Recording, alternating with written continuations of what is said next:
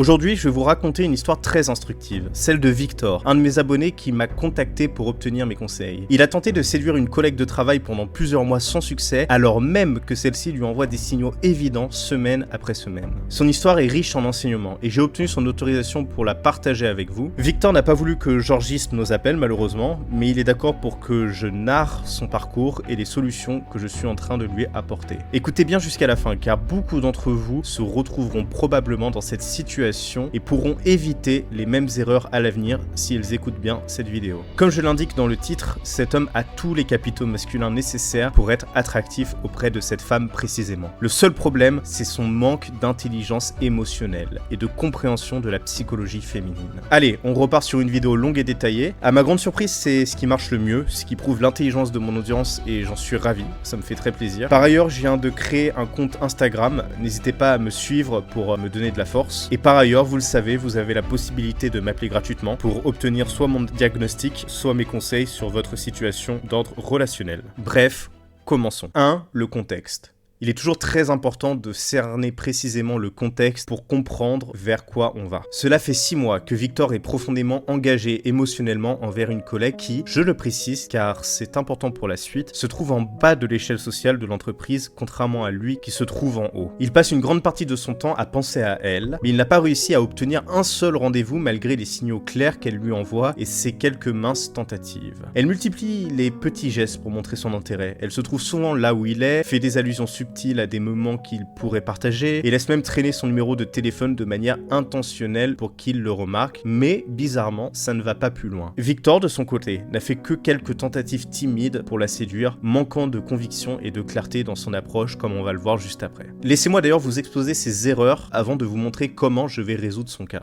L'erreur originelle. Victor, comme beaucoup d'hommes, il a choisi de tenter sa chance avec une collègue de travail, une femme de son environnement immédiat. Et ce, pour 3 raisons principales. La lâcheté, la passivité et le confort. Beaucoup d'hommes choisissent la facilité et ils ont tort à mon sens. C'est une approche stratégique qui, à mon sens, est déplorable, car elle repose sur la facilité et la sécurité plutôt que sur l'assertivité et la prise de risque nécessaire à une véritable séduction. Il est bien plus préférable de séduire des femmes inconnues plutôt que des collègues de travail, car cela vous offre une liberté absolue dans la mise en place de votre game, sans subir la pression sociale omniprésente du fait des collègues et des normes sociales liées au travail. Vous pouvez aussi créer et façonner votre image sans contrainte, avec une quantité bien plus vaste de possibilités, sans compter le fait que le profil des femmes auxquelles vous avez accès est potentiellement infini. Dans ce contexte, c'est-à-dire en dehors du travail et de votre zone de confort, la femme n'apprendra à vous connaître que dans le cadre du rôle de séducteur que vous avez façonné. Et ça, c'est très puissant. En prenant en main votre rôle d'homme, sans masque ni subterfuge, vous évitez la friend zone en avançant avec clarté et assurance, faisant savoir dès le départ que vous êtes là pour la séduire. Vous ne travestissez pas votre image d'homme pour vous adapter aux conventions sociales, au contraire, vous la magnifiez. En ne prenant pas en main son rôle de prédateur, Victor s'est mis dans une position de faiblesse dès le départ. Comme je le dis souvent, pour sortir de la friend zone, il suffit de ne pas y entrer. Les femmes, en général, ont un besoin fondamental de se sentir désirées et seules les avances claires et assertives peuvent répondre à ce besoin. Restez bien jusqu'à la fin de la vidéo car un peu plus tard, je vous expliquerai quelque chose de fondamental. Pourquoi les femmes jouent avec vous uniquement pour flatter leur ego quand vous n'êtes pas capable d'incarner la masculinité et comment reconnaître une femme qui joue avec vous juste pour flatter son ego et non pour obtenir votre cœur. Erreur numéro 2, avancez trop lentement. Le temps joue contre vous, et ce, de plusieurs manières. La concurrence d'abord, elle peut prendre de l'avance. Je le dis souvent, du fait de la structure intrinsèque des relations homme-femme, la femme jouit d'une demande beaucoup plus forte que vous. Elle goûtera toujours plusieurs saveurs avant de faire son choix. Lorsque vous prenez un temps démesuré pour passer à l'action de façon impactante, vous laissez un autre prendre de l'avance sur vous. Plus vous traînez, plus vous perdez en statut. Votre inaction désacralise votre virilité, car au fond, tout le monde sait que c'est votre manque d'assurance, vos doutes et vos peurs qui vous poussent à traîner. Enfin, le temps long réduit la possibilité de créer des émotions fortes car elle va se lasser. L'idée est de faire court mais intense, et surtout pas long et monotone. Soyez grandiose, ne soyez pas médiocre. Le processus de séduction ne devrait pas s'étendre sur plus d'1 à 2 mois. Certes, dans un contexte particulier, les choses peuvent se dérouler en une seule soirée. Vous pouvez conclure votre affaire en une nuit. Cependant, la femme qui voit en vous un potentiel partenaire sérieux mettra plus de temps si elle comprend bien les dynamiques de séduction à se donner pleinement, contrairement à une femme qui ne cherche qu'un plaisir immédiat. Je vous donne un exemple concret qui montre le côté nuisible de faire durer excessivement le processus du point de vue de l'efficacité de la séduction. Victor avait décidé de laisser un mot à sa collègue après plusieurs semaines de jeu de regard, lui indiquant qu'elle lui plaisait et qu'il aimerait l'inviter à sortir. Il n'a jamais reçu de réponse. Il a été complètement et sèchement ignoré. Pourquoi d'après vous? Simplement parce que ce type de démarche montre un manque de courage et d'affirmation de soi. Elle perçoit cela comme de la lâcheté, ce qui diminue son intérêt et ce qui la met dans une position de dominance. C'est le monde à l'envers. À quoi sert ce mot d'après vous? Ce n'est pas que du romantisme niais et gentil, c'est également une façon de ne pas assumer de dire les choses en face, de ne pas avoir le courage de faire face à la réaction, au regard, au refus potentiel, à la gêne qui risque d'apparaître. Si un homme n'a pas la force de faire face à un défi si dérisoire, comment pourrait-il lui créer des émotions par la suite? Par ailleurs, quelle femme aimerait d'un homme faible au point de ne pas assumer cela? Enfin, vous montrez à quel point vous êtes en demande, à quel point vous la désirez. Et ça, ce n'est pas un problème du tout. Le problème, c'est de montrer que vous n'êtes pas capable de le montrer. Quelle image vous renvoyez à cet instant? L'image d'un homme qui rêve d'elle secrètement depuis un long moment, mais qui, plutôt que de prendre en main sa vie pour vivre de grandes choses avec elle, préfère vivre dans la souffrance et la frustration de l'inaction du fait de sa faiblesse intérieure. Croyez-moi, même sans le conscientiser, les femmes ressentent tout cela profondément. Pourquoi, d'après vous, les hommes qui s'assument le plus, même avec désinvolture, sont ceux qui ont le plus de succès? Parce qu'ils vont droit au but, ils n'ont pas peur, ils s'affirment et s'assument. Et ça, c'est terriblement attrayant si l'homme, par ailleurs, ne semble pas bizarre outre mesure. L'homme charismatique transgresse. Mais il transgresse avec intelligence et mesure, ce qui fait de lui un homme haut en couleur, mais pas marginal. Le marginal, lui, repoussé du groupe, repousse la plupart des femmes. Il faut donc cerner ce juste milieu entre l'homme qui transgresse par affirmation de soi et l'homme qui transgresse n'importe quoi, n'importe comment, du fait de sa marginalité repoussante. 2. Un mari parfait, un amant médiocre.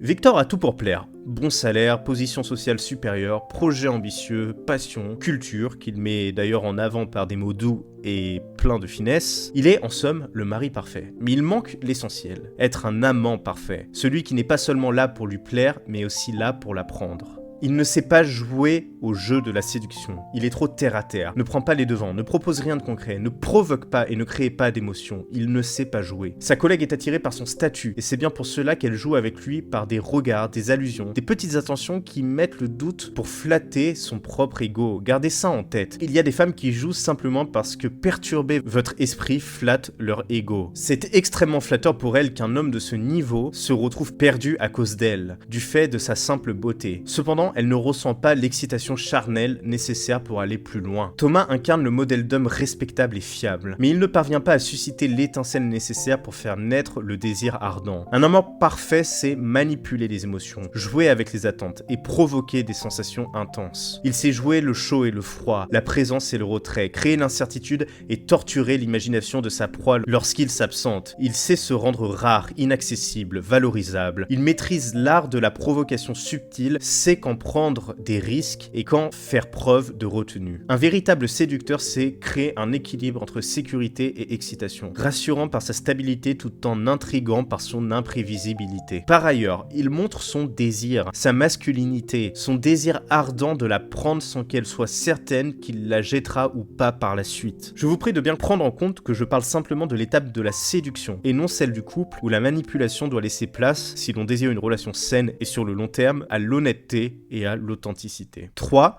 L'erreur ultime, chercher à clarifier les choses. Victor, désespéré, envisage d'aller parler à sa collègue. Lorsque Victor m'a appelé, il était si désespéré qu'il envisageait d'aller parler à sa collègue pour, je cite, mettre les choses au point. Je vous le dis, c'est l'une des pires erreurs possibles. Chercher à clarifier la situation tue l'attraction. L'attraction nécessite de la légèreté et de l'incertitude. Clarifier les choses impose une lourdeur émotionnelle et montre un besoin de validation. Aucune femme ne veut supporter sur ses épaules la lourdeur de vos faiblesses. C'est quelque chose de terriblement repoussant. Les femmes veulent des moments excitants et imprévisibles, pas des discussions rationnelles et lourdes. Lorsque vous cherchez à clarifier, vous montrez votre détresse et votre besoin de vous rassurer, ce qui est profondément anti-attractif. Par ailleurs, de quel droit vous vous permettez d'entamer des discussions si pesantes et sérieuses si vous n'avez même pas le statut de copain, voire de prétendant? Vous passez pour un mec chiant. trop engagé par rapport à la réalité. L'homme qui s'engage de façon excessive sans rien obtenir en échange, c'est l'homme faible, dans le besoin, et elles le savent très bien. Ou du moins, elles le ressentent très bien. Chercher à clarifier les choses, c'est comme vouloir arrêter un film passionnant pour en expliquer chaque scène. Cela brise le rythme et l'immersion, tuant l'excitation et la magie du moment. La séduction est un art qui nécessite de l'habileté et de la patience. Pas des interventions maladroites pour tenter de sécuriser son ego et sa situation. Donc en résumé, on a une femme qui joue quotidiennement avec lui, qui lui torture le cerveau, mais lui de son côté, toutes ses tentatives échouent. Pourquoi ? Parce qu'il ne prend pas en main son rôle de joueur dans le jeu de la séduction. Et voici comment je l'aide. 4. Comment je suis en train de lui sauver son coup.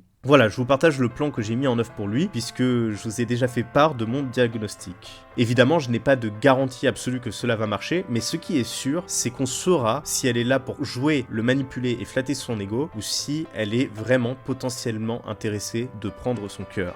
Donc, premièrement, je lui ai interdit, évidemment, de clarifier les choses. La clarification, elle tue l'attraction en apportant de la lourdeur et de la rationalité à une dynamique qui doit rester légère et émotionnelle. Ne montrez jamais votre besoin de validation ou votre insécurité. Soyez toujours maître de la situation, en contrôle de vos émotions et de vos intentions. Ensuite, également très important, il va mettre en œuvre une cassure comportementale et émotionnelle pour la sortir du confort dans lequel elle est. Ce confort qui lui permet de jouer des émotions de Victor sans subir la moindre conséquence et en ne s'engageant à rien. On fait donc ça pour la choquer émotionnellement et toucher son ego. Il va radicalement changer son comportement et montrer qu'il n'est plus celui qu'elle pense connaître. Il ne va plus être le même, il va être à la fois beaucoup plus détaché, beaucoup plus autoritaire, beaucoup plus assertif. Il va créer une insécurité émotionnelle en ne réagissant plus de la même manière à ses provocations. Il va être distant, mystérieux et difficile à cerner. En mettant en œuvre cette cassure radicale, elle ne va pas comprendre et commencer à douter de sa propre valeur, mais aussi elle va commencer à être frustrée que ce sur quoi elle avait le contrôle lui échappe. Il est toujours extrêmement frustrant pour les femmes de perdre celui sur lequel elles avaient les pleins pouvoirs. Et créer la frustration féminine, c'est extrêmement puissant pour reprendre le pouvoir et le contrôle émotionnel sur elle. Ensuite, l'autre versant de cette stratégie, il va la faire rêver avec un désintérêt et une nonchalance déconcertante. Il va parler de projets excitants sans l'inclure directement. Il va montrer que sa vie est remplie et intéressante avec ou sans elle. L'idée, c'est qu'elle pourrait avoir sa place dans ces projets excitants, mais que pour ça, elle va devoir le mériter, car pour le moment, elle n'a pas le niveau, car Victor la domine par essence, de par son être. Par ailleurs, il va adopter une attitude de nonchalance en faisant tout ça, qui montre qu'il a des options et qu'il ne dépend pas de son attention pour être heureux. Il va également lui faire comprendre qu'elle doit accepter les invitations si elle veut continuer à recevoir de l'attention. Il va montrer subtilement qu'il accorde son attention à ceux qui la méritent. Proposez des sorties intéressantes, mais ne soyez pas affecté si elle refuse. Elle doit sentir que pour continuer à être dans sa vie, elle doit faire des efforts et accepter ses invitations. Elle doit s'engager au moins dans une certaine mesure. Par ailleurs, encore une autre dimension de ce plan, il ne va plus la laisser jouer avec lui sans conséquence. Il va devenir ferme et assertif. La prochaine fois qu'elle le provoque, il va répondre avec humour ou indifférence. Et ne plus jamais laisser une provocation sans réponse. Je lui ai d'ailleurs fait 1 heure de cours sur l'humour provocateur avant qu'il mette cela en œuvre.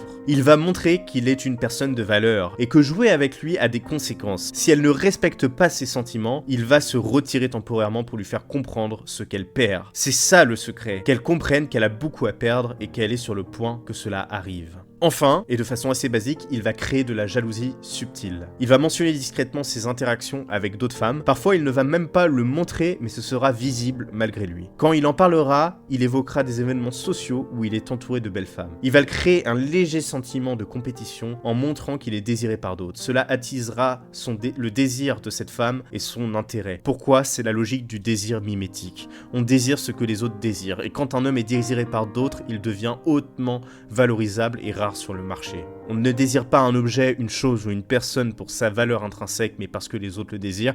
C'est une logique anthropologique très puissante développée par René Girard. Je vous invite à vous informer sur ce sujet qui est passionnant. Pour conclure, cette histoire de Victor, c'est un excellent exemple des erreurs courantes en séduction et de la manière de les corriger. Soyez assertif, rapide et assurez-vous de toujours créer l'excitation et des émotions fortes. Évitez les discussions lourdes et les clarifications inutiles. Vous devez faire en sorte que la femme se sente désirée, sans jamais lui donner l'impression que vous avez besoin de sa validation. Merci d'avoir écouté, n'oubliez pas de liker, commenter, de vous abonner pour plus de conseils. Vous Vous avez également, vous le savez, la possibilité de m'appeler gratuitement pour obtenir mon diagnostic, mes conseils. Le premier appel est gratuit et vous pouvez également vous procurer mon e-book d'une 30aine de pages sur l'art de cibler les femmes. C'était les Chroniques du Lion, à la prochaine.